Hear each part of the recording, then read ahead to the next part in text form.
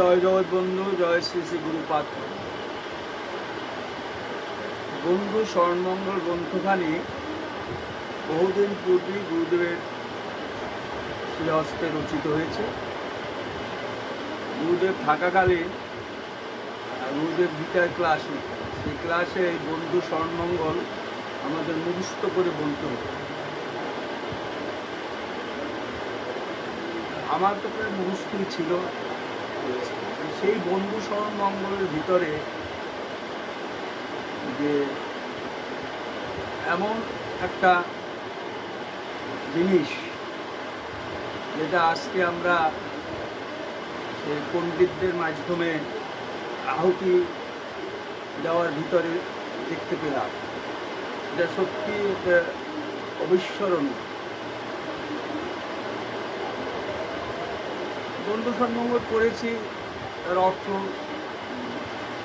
লেখা আছে, অর্থ আমরা পড়ি, কিন্তু প্রতিটি পয়ারের ভিতরে যে এরকম একটা ভাব লুকিয়েছিল সেটা আমরা জানতাম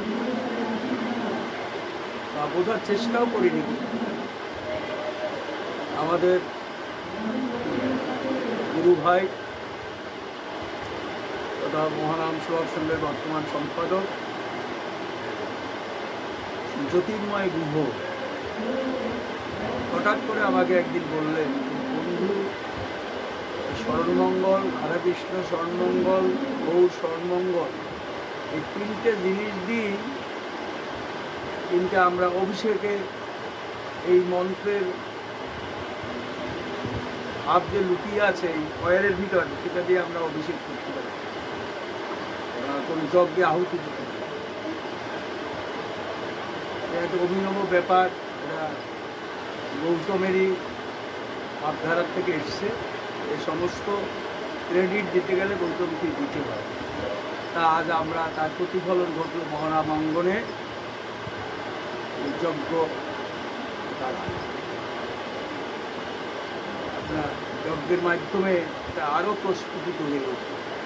প্রভুর কাছে প্রার্থনা করি গৌতমের এই ভাবধারাটা চিরক্ষুণ্ণ থাকে। জয় জগন্নাথ।